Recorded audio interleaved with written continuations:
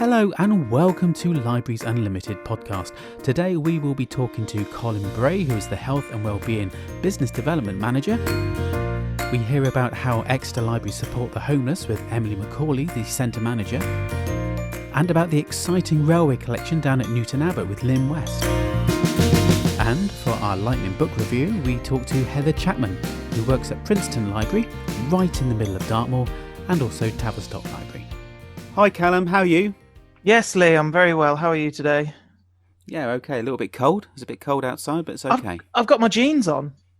I've still got my shorts on. Well, I've been wearing shorts for the past 2 months, but today is a jeans day. Jeans and a hoodie. That's me. Did you get up to anything over the last few days? Because I've had a few days off. Have you done anything? Yeah, I was at work. I did a story time on Saturday. That was really fun. I did it with my daughter, and we did Bear's Big Bottom, one of my daughter's favourite books about a bear with a big bottom and how it sort of gets in its way. There's a lot of books out there designed around humour for children, and I think it's really, really important. Actually, we just had Empathy Day, and I was watching the Empathy Lab's kind of live conversation with a few authors, including Cressida Cowell, and it was really good. And I would actually urge you to go to Empathy Lab and watch that, actually, because it's a really good 45-minute to an hour conversation about empathy and children's books and how humour plays a big part in empathy of characters. Should we do some news, Lee? Yeah, sure. Why not?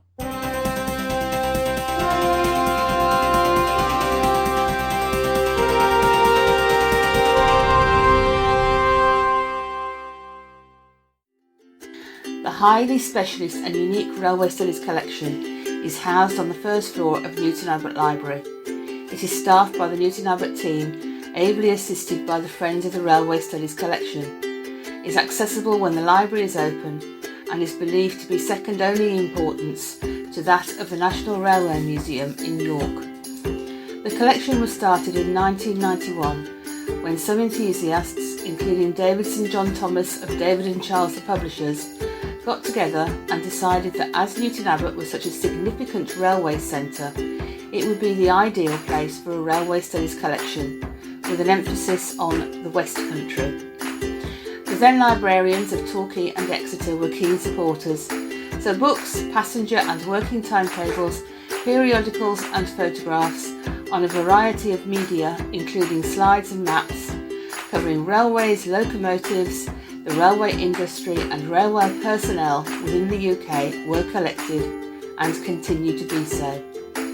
We are now actively promoting the collection on Facebook, which is generating much interest and establishing working partnerships, as well as devising ways to encourage young people's use of the collection and developing an income stream from our copyrighted photographs.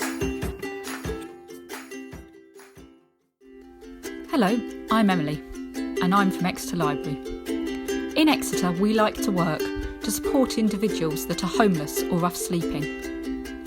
During lockdown, we have worked with the homelessness charity in the city, St Petrox, to get over 100 books to those individuals that have been placed in temporary accommodation. The books were transported to their new homes by the great people at Free Movement, who volunteered to cycle the books across the city. One of the things that Exeter Library does throughout the winter, and a few other libraries does this as well, is we have a free clothes rail where people can sort of donate their kind of winter clothes, hoodies, that sort of thing, and anybody who needs them can just come and pick them up.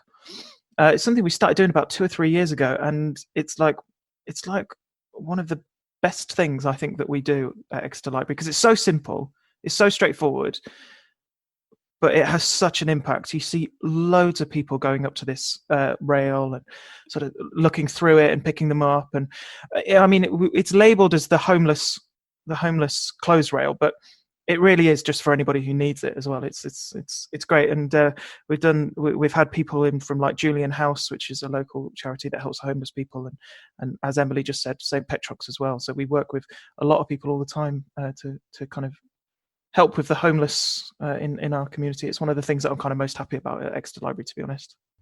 That's a really, really lovely idea. Do you find that people just kind of come in and swap their clothes around or leave stuff for you then more? One of the things that can happen is that when it rains, people come in and they need like new clothes just because they're soaking wet and they've got nowhere else to go, and so they get wet. And in those sort of circumstances, they just sort of kind of throw their old raggy clothes away and pick up some new ones. But we don't reuse clothes like that. But yeah, a lot of people bring in bags of clothes, sleeping bags, rucksacks that people don't need anymore, but somebody else could really make do with. The subject this week is, it's tackling loneliness as well. The libraries are really good at abating that, I think. We're very friendly people. Once somebody has braved to come into the library, because sometimes when you're lonely, there's also an anxiety about going into a place where there's lots of people. There's a shyness to a lot of people that you just can't go up and talk to them. But once you've gone through those doors and you've had that one experience that's good, because normally it is, with somebody, especially a member of staff, helping you, those people come back and they become less lonely because they're more involved with people around you. It's just a natural thing. It's very important, I think, the libraries. Do you see that in Exeter Library a lot or not? It's something that I'm thinking about all the time during lockdown. I think the fact that the library buildings are closed is a shame on so many levels. Like, we want people to have books or DVDs or whatever, but for me, the people that I remember the most are the kind of, I don't want to class them as lonely because they just might not be, but the regulars, the people who come in all the time, the people who sort of really use the library every single day. A lot of them are kind of homeless, and they use it as just a place to kind of like relax and read a book and talk to the staff. And I think the closure of the libraries to those people is just going to be really, it's just going to hit them the most. It's going to hit them the worst. So I think about that all the time. Yeah, I agree. So you will find somebody will be there all day reading books, or sitting there, kind of reading the papers or whatever. Because it's a safe space. It's warm, obviously, when it's winter time, and there are people around that you can chat to if you want to, and it's just such a nice environment, because like, you come into Exeter Library, and it's like a really safe space, like you said. You're welcomed in. You can grab yourself a seat. You can be there all day. You can read your books, and it just feels like such an inclusive space. Like, I do worry about it a lot. It's one of the when we're open, I just want to make sure that all those people, they're all right. They've been looked after, or they're looking after themselves over the past sort of 2 months. But yeah, definitely. We've been contacting vulnerable people of all sorts throughout the lockdown, but there are some areas that you can't get to, because because not every person has a phone, or not every person has an address. Well, it won't be long, and our libraries will be open soon. Hopefully, I think about a month and a bit, maybe something like that. We'll see. We'll see how it goes, but we'll be back open soon. So welcoming everybody with open arms. And now we speak to Colin Bray, Health and Wellbeing Business Development Manager. So, Colin, hello, how are you? Hi, Lee. I'm very well, thank you. How are you? Yeah, not too bad. Quite hot at the moment. It's very hot. Colin, your title is Business Development Manager, Health and Wellbeing. I mean, that sounds like quite a grandiose title. Can you break that down for us? What does that actually mean? Yeah, so this is with libraries, so Libraries Unlimited, yes. My role as it is now is to kind of frame our what libraries can do to support health and wellbeing across Devon and Torbay. So some of that's around supporting partnerships and developing partnerships with organisations that can work with us. Some of it's around kind of developing ideas and funding support for those ideas, working with local libraries to see how they can support health and wellbeing. And of course, health and wellbeing includes not just the obvious things like physical health, etc., but obviously mental health and things that contribute or are risk factors for poor health. So things like worklessness, digital support, things like that. All the while acknowledging that most of the real work goes on in libraries themselves. What about we've got books in the libraries. They used to be called books and prescription. Is that something to do with you as well? Could you explain a bit about the books that we're getting through that help with all kinds of things, tackling issues for teenagers and adults? Sure. Books on Prescription has been going for many years, and it's a national scheme by which books are found, sourced, working with specialist organisations that are supporting particular people with particular needs or particular requirements around their health and wellbeing. So particularly mental health, young people around memory loss and dementia, long-term conditions. And these are all books that, it's not just about having a book in a library, it's about having a book that we know can be trusted, is validated, can be used and prescribed by health practitioners to support people. But also in a non-threatening environment of a library, people can find the books in a way that, before they sometimes have the problem, or in the early stages before they need to seek medical attention. So that's the purpose of Reading Well, and it's organised and coordinated by the Reading Agency from London. But we participate, and there are tens of thousands of books are borrowed in Devon and Torbay alone through this scheme each year. So it's a very powerful thing. It is, and every library has a selection of these books throughout Devon. Yes, and Torbay also. It will vary from list to list because some of the lists have been around a long time. But the aim is to get as many books into as many libraries as possible. And also many of the books are also available as ebooks as well, so they can be borrowed online too, which is obviously particularly useful at the moment. Yeah, and you mentioned that health practitioners can point you in the right direction towards libraries. Simply saying that doctors can prescribe a book to read, maybe, instead of going into a different route? That's right. I mean, they can either do it formally. I mean, some of the leaflets that go alongside the books do have almost like a little prescription slip almost for that kind of signposting. But otherwise, it may just be a conversation or just a bit more, another piece of information. Also, GP practices, some of them will have information about the scheme on their screens, the plasma screens in waiting rooms. So that's another way for patients to see that it's there. You yourself, I mean, what's your experience with libraries and growing up with libraries? Did you ever kind of find in libraries when you were growing up books like this? Yeah, sure. I mean, I think, some of this comes back to loneliness being it is a subjective experience, which is one of its unique, almost unique essence, really, is that loneliness is very personal and individual, and it has to be defined by the person that's experiencing it. So I think in that context, growing up, I was, in a sense, I was introverted, and I read lots of books. So you could imagine I would have gravitated naturally to the library. Some of that might come out of a sense of loneliness, but I wouldn't have thought of it as such. But when I did find the library, I found it as a place of refuge, as a place to sort of be comfortable, to explore the world, to do all those things that we aim and aspire libraries to do now. And I think some of that may have come from a sense of looking for something and needing it, and then finding it when I got there. Whether it's loneliness or not, I don't know. But certainly I feel as an introspective, not particularly social child, that was a very powerful, actually life-changing, and I'm still here, still in libraries now. So I want to share that, like most of us working in libraries, want to share that with people now, really, to continue that work. There are other things, and there are specific services that we offer as a library service that can combat loneliness, even more so. What other things could we tell people about that's out there that we do?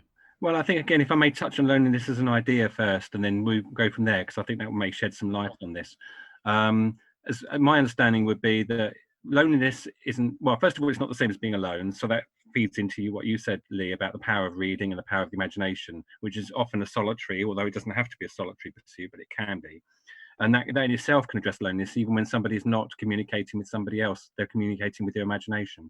The other thing I was going to say was, that I think what libraries do is not always to address, obviously, yes, today we're going to have a session about loneliness or an activity that addresses loneliness. It's about those risk factors so the library is not alongside the books that we people can borrow. There's obviously opportunities for people to discuss books and to share their experiences and feel connected with other people.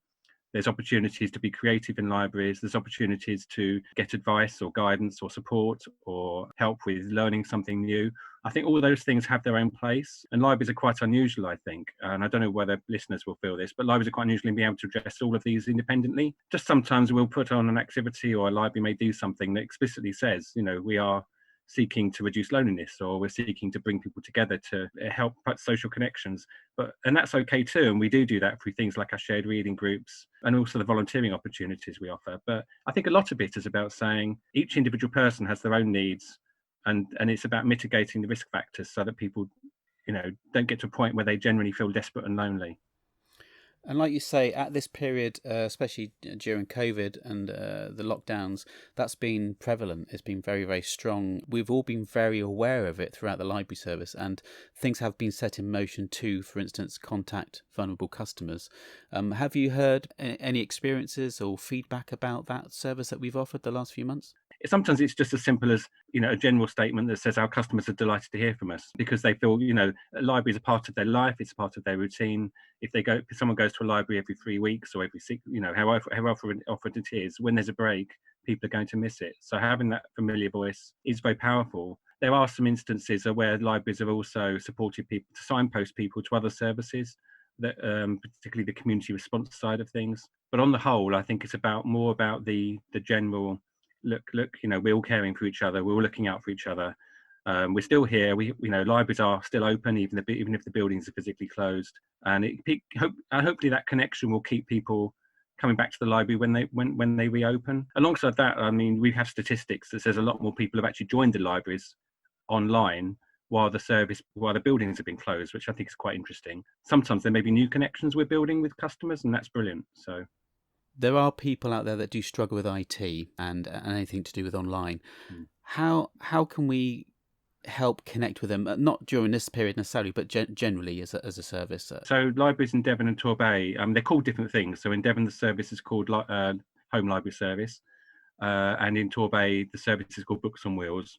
They're slightly different to each other, but the end purpose is very similar, which is to get books to people that need them. Particularly people who can't otherwise get to the library, which obviously most of us at the moment. I think those people at this particular time are particularly vulnerable, of course. A lot of them, they may be older or have other reasons to be shielding. So currently, because the library buildings are closed, the service as it ran before is closed also currently. The volunteers who really kind of work hard through the year to deliver books to people. In Devon, it used to be with the Royal Voluntary Service, and from now on, people will be delivering as libraries volunteers. And in Torbay, the service is delivered by the Preston, Torquay Rotary clubs. Those people delivering have sometimes almost like a personal connection with the people they deliver to. So we've encouraged those volunteers, and we are to keep contacting those customers during the lockdown. So although they're not delivering books, they are still a valued person to them, and so we're encouraging that to happen. What I hear anecdotally is that quite a few people who wouldn't previously have engaged with digital, maybe older people, have actually started to during the lockdown because it's the only way they can stay in contact with their families. So while it's not a universal thing, I would say that emerging out of this, there'll be more people with access to digital and able at least to use it for basic functions and things like video calls, and maybe some things like using the internet than probably did before. But we shouldn't be blasé, because this has also highlighted where there's real chronic issues for people and how it's become so essential. Taking on Books on Wheels is quite a new thing for Libraries Unlimited. Could you tell us a little bit about this service down in Torquay and Paignton, and really what the main differences are between the ones that are running at the moment? The aspect of delivering books is pretty much the same, which is that volunteers will meet somebody who wants to join the service as a customer or reader, and meet with them and find out what they would like to be reading from the library. And then they'll make regular visits to the library to select books for that person, or audio books for that person, or large print books for that person, based on the conversations they've had. Sometimes the person may have placed requests for individual items as well. So in Torbay libraries, the Rotary clubs volunteers, they work in a very similar way. The difference being that they don't enter people's homes, so they're fundamentally a delivery service. They might still have a chat with somebody on the doorstep, whereas in Devon, the Home Library Service volunteers will actually, they don't have to, but they may go in for a cup of coffee and say, how are you, and have a longer chat. But that's the main distinction between the two. In other ways, essentially, the service is very similar. You mentioned reading groups as well. Could you expand on that a little bit more? Reading groups, yeah. I mean, we have across Devon and Torbay, I'm not sure what the number is at the moment. Is it around 250 reading groups, 275, something like that? I'm not sure at the moment. But that's a lot of people meeting monthly often to discuss books. A number of them are held in libraries, but the larger number is held in the community, in people's homes, in pubs, other social environments. And the reading groups will vary because they vary according to the people. But usually the reading group service that we offer is that the reading groups can borrow sets of books that are the same or similar. In terms of reducing loneliness, I think it's an underestimated factor, really. Reading groups are super powerful, because not only are people meeting and meeting together to discuss the books, but they're also reading the book with a view to talking about the book. And I think that's quite an interesting connection. And you find out so much about people who you wouldn't have otherwise met by discussing books in a shared space, because people talk about their life experience, they talk about other things they've read. They give tips to each other. Some people have become friends and meet outside of the group. So I think there's all those different elements. And the age profile generally of reading groups trends older as well. So that's another kind of connection, because people often have a sort of a demographic connection, if you like, if that's the right phrase. So I think that's something I think most of us who work in libraries are very familiar with. But we're always willing to take on more reading groups, aren't we? Oh yeah, always. And what I've noticed, because I obviously work in libraries as well, is that a lot of the groups that I know have attacked technology with a passion, and they're all on WhatsApp and things like that, where they're actually. I mean, you run your own group, don't you? Are you still running your group? Yes, I started the group 16 years ago in Exeter Library. Well, two groups, but I started two groups next to the library when I joined the library 16 years ago, and they're both still running, but I only kind of run one of them, if you like. Run's the right word. I misrule one group. But, we've continued meeting during the lockdown, so we've met 3 times via Zoom as well as a reading group. And some of our members are also shielding and probably won't be going to a library for quite some time. So that's, another aspect to this, I think. There's an interesting stat here that I've been reading about families, actually. In Action for Children have reported 24% of parents surveyed said that they were always or often lonely. That really surprises me. How can we combat that as a service?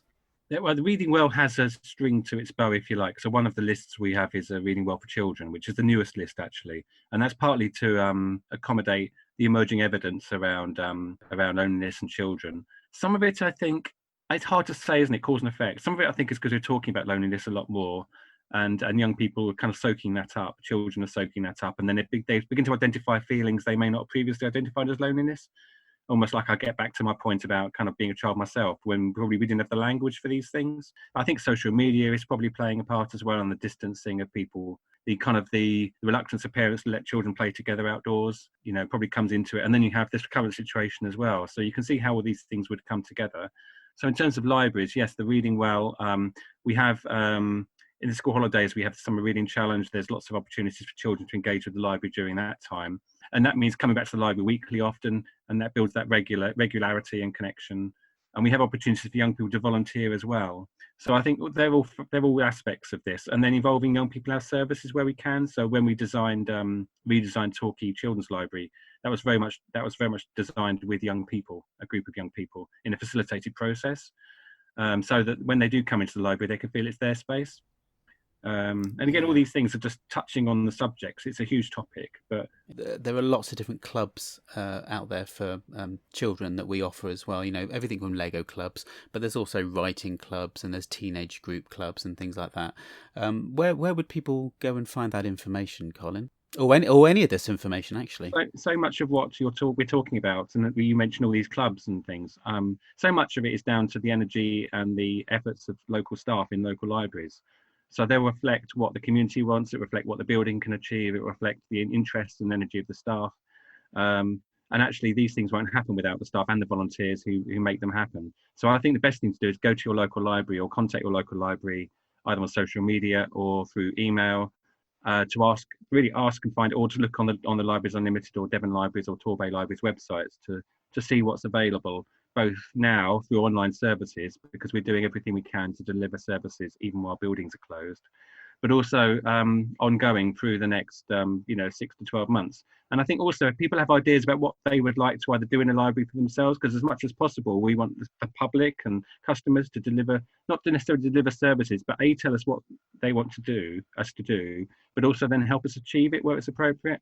So things like Fun Palaces is very much, which is in October, which is very much about the community using libraries for themselves. So that, then it really does reflect the community it's in. So it's not just about us telling communities what they should be doing or we should be doing for them. It's about people telling us, and then where necessary and helpful, actually working with us to get it done. And also looking into the future, when obviously one day we are back in our libraries, which I'm sure won't be too long.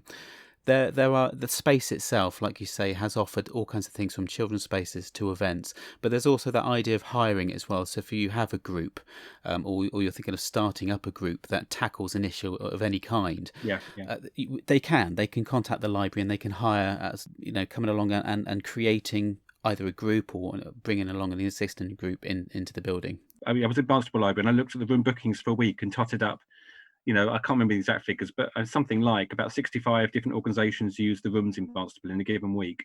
And of those groups, about nearly half of them were connected in some way to health and wellbeing. Now, it's not the library staff or even the library space, traditional library space, that work is being done, but it's in the rooms. And so, patient support groups, appointment services, social groups and activities, they're happening in those rooms, and I consider it a sort of a part of the library service, even if we're not directly delivering. So there's all the potential to use buildings like that, because I think part of it is when someone comes to a library, they don't think of themselves as a student like they would in a school, or as a patient like they would when they go to a GP practice. They generally just think of themselves as themselves coming into a library. So I think there's a space there to explore all sorts of ideas of identity, accessing services in ways that people can do more freely when they trust the space they're in. They're not being judged. They're not self-identifying with anything. They're just going along into a community space. Does that make sense? Oh yeah, absolutely. Well, Colin, we've covered quite a lot. Is there anything else that you'd want to throw in the mix there before we finish? So I think there's another aspect to this, which is libraries have kind of changed to become. We tended to be passive kind of suppliers of culture, if you like. But I think we moved to the sort of more to the creative cycle now. So libraries are both spaces where people make and can do things and create things themselves, which has all sorts of benefits for them. But also spaces where people are performing and then also becoming audiences for creative work or events and activities that they're watching other people to deliver. And all those things, that if you look at the arc of creativity, in some way, I think libraries are getting much closer to addressing all the parts of that cycle or that arc. So I think that's another aspect we've not really been able to touch on, but our creative and artistic contributions really into communities. And again, in a space that's non-artistic and creative traditionally, so that people can feel maybe that they can get closer to it than they would in a theatre or in another space or an art gallery. I think there's still more work to be done there, but I think there's huge potential. And what's the arc of creativity? The arc of creativity. I'd say the arc of creativity is well, actually, I'd call it the creative cycle, which is going from you might read a book and then you might write a book and then you might sell the book, or you might, it's kind of going from being a consumer of culture to being a creator of culture. So the home library service you've talked about, how can people contact these services?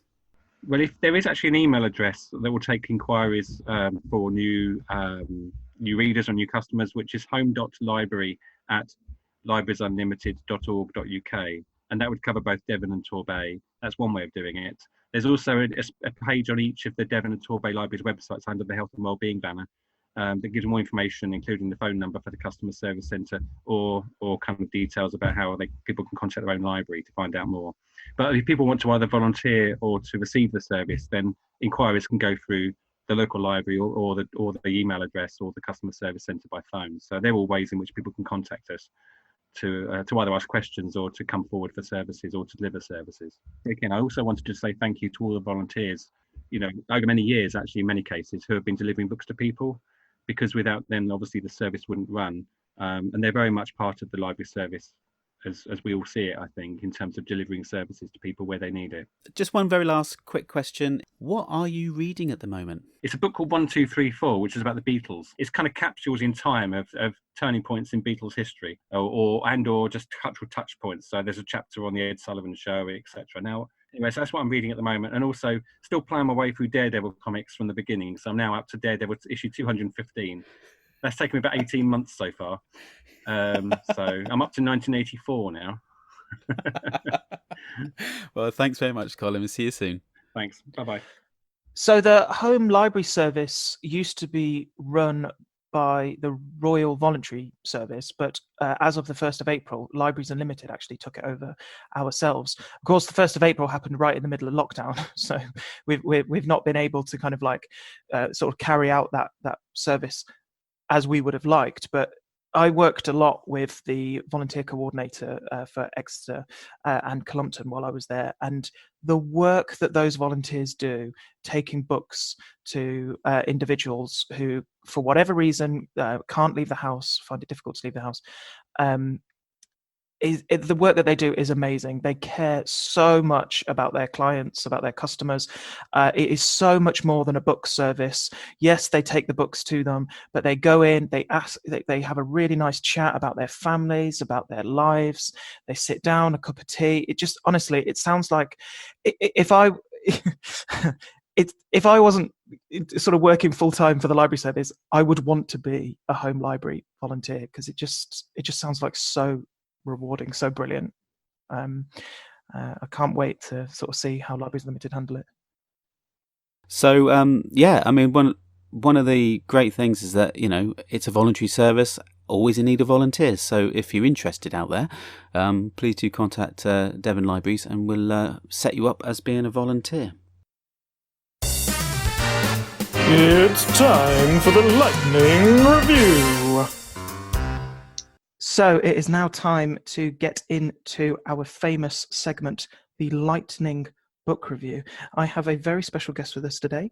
We've got a Heather Chapman, who looks after Princetown Library, but also does a bit of work in Tavistock Library. She joins me now. Hello, Heather. How are you doing? Very well, thanks. How are you? I'm good. I'm really excited about this. We're sort of getting into the flow with our Lightning Reviews. People are showing sort of, you know, that they can really say a lot in a minute. Are you feeling confident? Are you feeling confident that you can do this? Reasonably confident. It depends which book you choose. Well, yeah, I suppose it always does just depend on what book we choose. How are you enjoying, or how are you doing with the lockdown at the moment? Have you guys got anything exciting going on your way? Well, I think up on the top of the moor, it's not that different from a lot of the normal time, because it's not particularly busy up here, certainly where I live. Looking forward to getting back into the library and getting it open, because it's such a thing for the community. Yeah. Same with Tavistock. You know, I'm down in Tavistock 2 days a week, and I think just getting people back into the libraries as well as engaging digitally is, I'm looking forward to that. Yeah. Once the doors open, it's like a step towards normality, isn't it? And I think that sort of physical presence is missing from a lot of people. We're going to try something a little bit different today. I'm actually going to ask you to review one of the DVDs that you've had on your card, and the DVD that I would like you to review is Saving Mr. Banks, directed by John Lee Hancock. I can do that. So Saving Mr. Banks is the backstory to Mary Poppins, and it's about the author of Mary Poppins. His name's completely escaped. It's about her as a character and as a person, and her background and what she brought into the Mary Poppins films. Because we watch Mary Poppins and we see all the jolly songs and happy ending, and it's about the process of creating that and her relationship with Walt Disney. And it wasn't an easy relationship. It wasn't an easy film to create. But the fact that at the end of it, we do have Mary Poppins, which is such a classic, it really illuminates the film, and it makes you watch it in a very different way. And I would definitely recommend it if you've not seen it. Well, there you go. That I don't know whether you heard that beep, but that means that the review is over. That was very, very good. Well done. How did you feel like that went? Well, it's scary, just that waiting for that moment of when you're going to say what it is, because you're thinking, I've actually had quite a few things, and it could be any of them, and am I going to remember it? But yeah, no, I think it's an interesting way to do it, because you'll get a very honest reaction. Heather, thank you so much for doing that review. Okay. And I hope you enjoy the rest of your lockdown. Thanks very much for coming on. Likewise, and good luck with the podcast. I'm sure it's going to go from strength to strength and be really good. Okay then, we're at the end of the podcast. Thanks, Callum. Another really fascinating podcast. What are we looking forward to next week? Next week we are getting technical. We're having conversation with the two managers of the Barnstable and Exeter Fab Lab. So watch out for that. And that's it. Thank you very much yet again for listening to the Libraries Unlimited podcast. If you wish to find out more about Devon Libraries, do go over to devonlibraries.org.uk, and if you wish to donate, there's also an option there as well. We'll see you again next week. Bye.